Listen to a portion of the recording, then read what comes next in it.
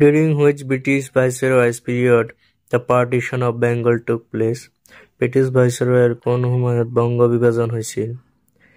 ইয়াৰ মাজত উত্তৰটো হ'ব অপচন এ লৰ্ড কাৰ্জনৰ দিনত হৈছিল। Next question. Between whom was the Treaty of Allahabad signed? কাৰ কাৰ মাজত এলাহাবাদৰ সন্ধিটো স্বাক্ষৰিত হৈছিল? ইয়াৰ মাজত উত্তৰটো হ'ব option C between Shah Alam and Robert Clive. Next question. During whose tenure was the partition plan of Bengal executed? কাৰ কাৰ্যকালত বংগৰ বিভাজন পৰিকল্পনাৰ কাৰ্যকৰী হৈছিল? উত্তৰটো হ'ব lord Curzon. Next question. Which British administrator helped in the formation of Muslim League in 1906? 1906 চনত মুছলিম league গঠনত কোনজন ব্ৰিটিছ প্ৰশাসনে সহায় কৰিছিল? ইয়াৰ মাজত উত্তৰটো হ'ব option B Lord Minto. Next question. The British government annulled the partition plan of Bengal by holding a Darbar at Delhi. British চৰকাৰে দিল্লীত দৰবাৰ অনুষ্ঠিত কৰি বংগ বিভাজনৰ পৰিকল্পনা বাতিল কৰিলে। কেনচেল কৰিছিল। ইয়াৰ মাজত উত্তৰটো হ'ব অপচন বি 12 ডিচেম্বৰ 1911 চন। The day of which the British Viceroy Lord Curzon had divided Bengal into two parts was? British viceroy lord কাৰ্জনে বংগক দুটা ভাগত বিভক্ত কৰা দিনটো কি আছিল? ইয়াৰ মাজত উত্তৰটো হ'ব option C 20 July 1905। Next question. The Treaty of Yandabu was signed on. Yandabo সন্ধি স্বাক্ষৰিত হৈছিল। উত্তৰটো হ'ব অপচন ডি 24 ফেব্ৰুৱাৰী 1826 চনত। Next question. After Lord Curzon, who became the Viceroy of India? Lord কাৰ্জনৰ পিছত কোন ভাৰতৰ ভাইচৰয় হৈছিল? ইয়াৰ মাজত উত্তৰটো হ'ব option D lord Minto. Next question. On 9 June 1905, the proposal for partition of Bengal was approved by the Secretary of State for India. 1905 চনৰ 9 জুনত বংগ বিভাজনৰ প্ৰস্তাৱ ভাৰতৰ ৰাজ্যিক সচিব বুনিয়াদী অনুমোদিত জনায়। উত্তৰটো হ'ব option A John Brodrick. Next question.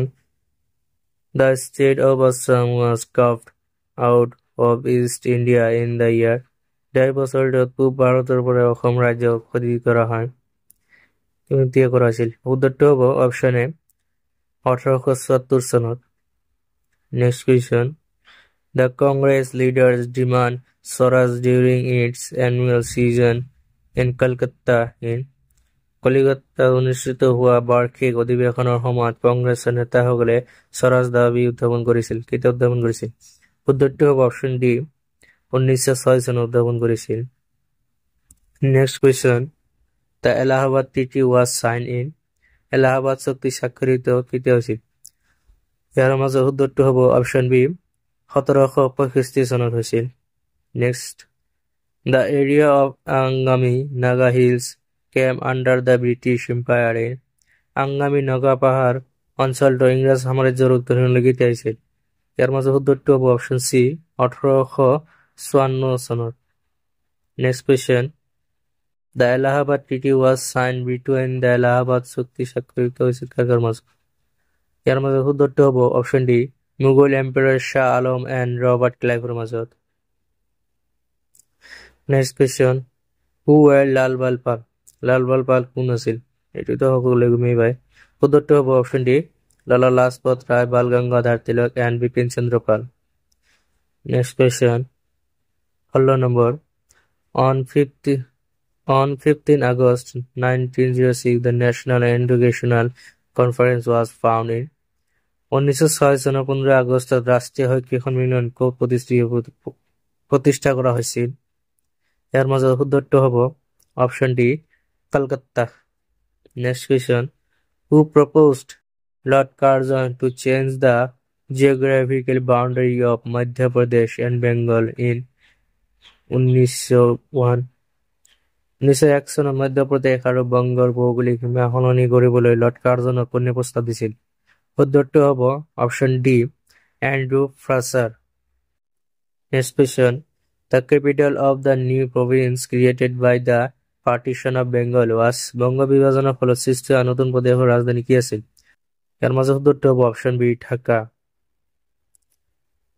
Next question, Mangalakshmi cotton mill was grown up in Mangalakshmi cotton mill ডাঙ্গরটি বলেছিল হতেছি, এটি হবে option D Kolkata.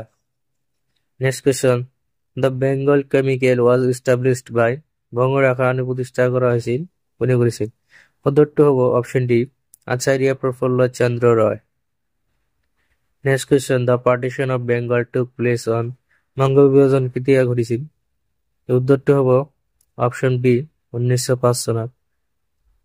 Next, the all India Muslim League was form under the leadership of কার নেতৃত্বত অল ইন্ডিয়া মুসলিম লীগটি গঠন হয়েছিল, উত্তরটি হবে option A Nawab Salimullah Khan.